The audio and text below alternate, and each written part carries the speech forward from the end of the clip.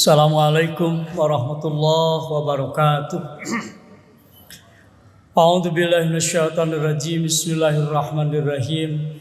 Alhamdulillahilladzi ja'alana fursah linal sa'ada bi iqamatis salati zuhri al-mafruḍah sa'adatan abadiyah.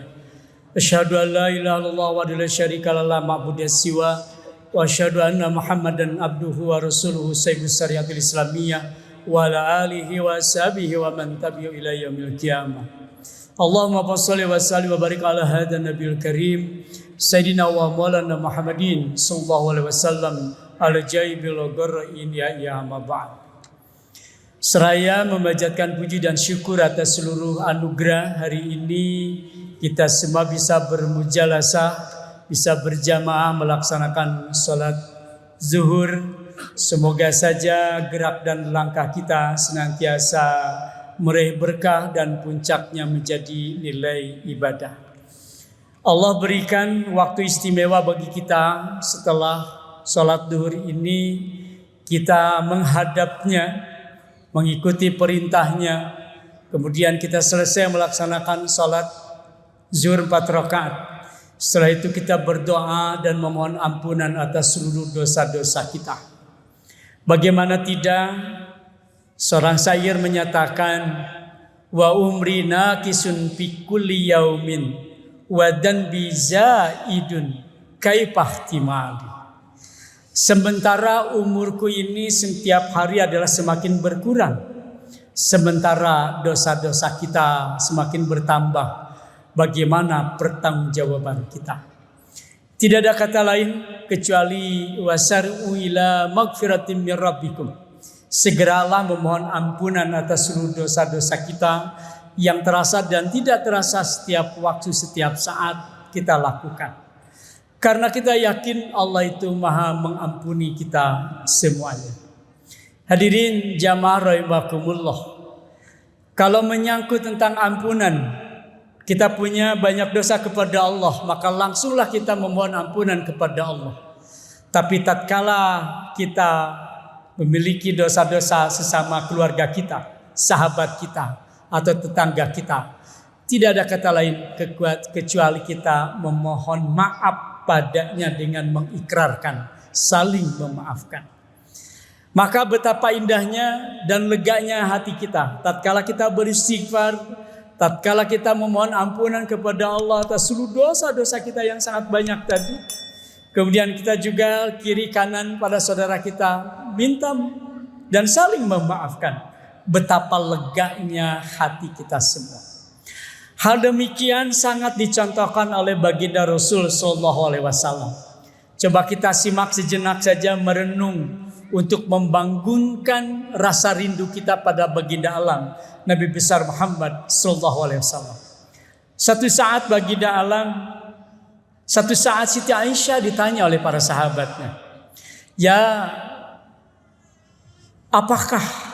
bagaimanakah akhlak baginda Rasul itu?"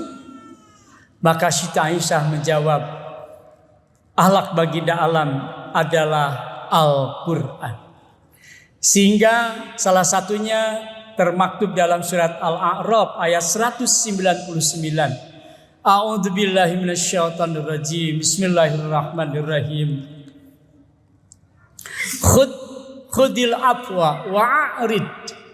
Khudil afwa, jadikanlah engkau menjadi seorang pemaaf. Khudil afwa, jadikanlah engkau menjadi seorang pemaaf. Wa'mur, dan perintahkanlah dan sebarkanlah al-urfi, kebaikan.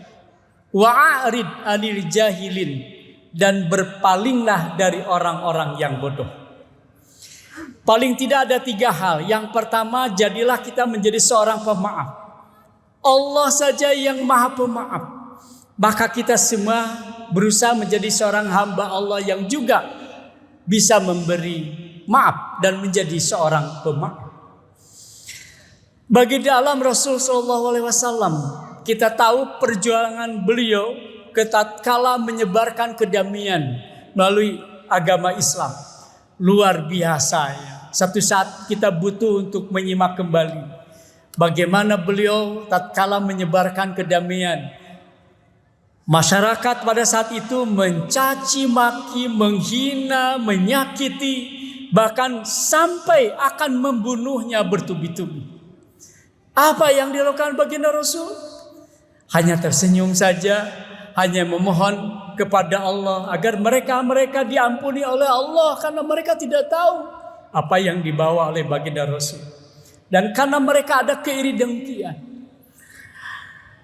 Pada saat bertubi-tubinya cacian, makian, hinaan, siksaan lahir dan batin menimpa baginda Allah, maka satu saat baginda Rasul berhijrah ke Madinah. Dan pada saat ada perjanjian Hudaybiyah, mereka orang-orang kafir adalah melanggar perjanjian itu. Maka itulah kesempatan orang Muslim untuk kembali ke kota Mekah. Terjadi pada tahun 630 Hijriah. Baginda Rasul SAW yang dicaci maki, dihina sampai akan dibunuh, kembali dari Madinah ke Mekah dengan 10.000 kaum muslimin. Apa yang terjadi? Abu Sufyan pada saat itu sebagai dedengkotnya orang musyrik pada saat itu, dengan bala tentaranya ketar-ketir, khawatir, takut. Kenapa? Karena kekuatan Islam baginda alam sangat luar biasa. 10.000 masuk ke kota Mekah. Mereka takut jabatannya hilang, takut kedudukannya hilang, takut kehormatannya hilang, takut segala-galanya, dan takut dia terbunuh. Karena dia merasa dialah yang sebenarnya mengganggu Rasul sallallahu alaihi wasallam. Tapi apa yang terjadi? Begitu sampai ke kota Mekah, ketar-ketirnya Abu Sufyan tak pernah terjadi. Pada saat baginda alam Rasul sallallahu alaihi wasallam berpidato di hadapan seluruh masyarakat, ada dua hal. Yang pertama, barang siapa yang masuk ke kota Mekah maka dia aman. Dan barang siapa yang masuk ke rumah Abu Sufyan maka dia pun juga aman. Subhanallah. Sangat luar biasa. Ketar-ketirnya Abu Sufyan karena merasa banyak mendolimi Rasul. Tetapi balasan baginda Rasul adalah memaafkan yang sangat luar biasa. Maka dengan demikian Abu Sufyan melihat akhlak Rasul seperti itu. Akhirnya dia pun dengan hidayah Allah dia masuk Islam. Keluarganya termasuk anaknya Muawiyah bin Abu Sufyan. Dan bahkan pernah menjadi pencatat wahyu yang diturunkan Allah kepada baginda alam Rasul sallallahu alaihi wasallam. Banyak kejadian di antara kita. Mungkin suami dengan istri, jadilah saling memaafkan. Perjuangan suami di hadapan istri terkadang tidak ada penghormatan, kita saling memaafkan.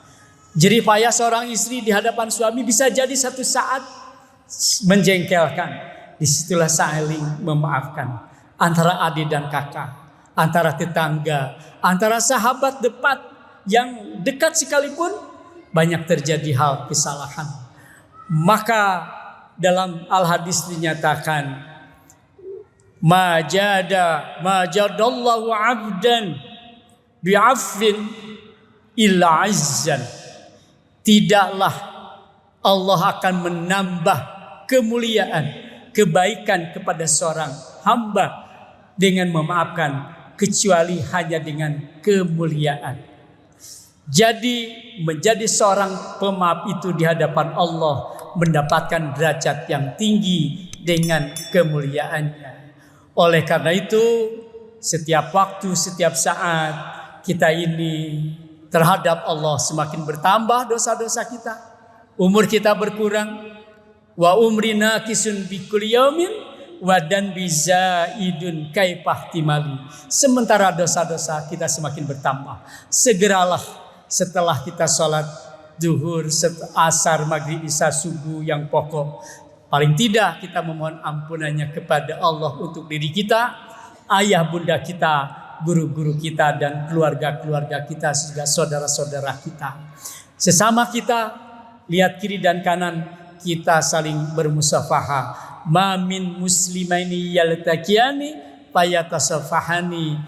Tidaklah dua orang bertemu kemudian bermusafah saling memaafkan kecuali Allah mengampuninya qabla ayyatafarraqa. Semoga dosa-dosa kita diampuni Allah Subhanahu wa taala, dan dosa-dosa di antara kita mari kita saling memaafkan. Jazakumullah ahsanal jaza. Wallahu alam bisawab. Wallahul muwaffiq ila aqwamit thariq wal hadi ila sabil. Assalamualaikum warahmatullahi wabarakatuh.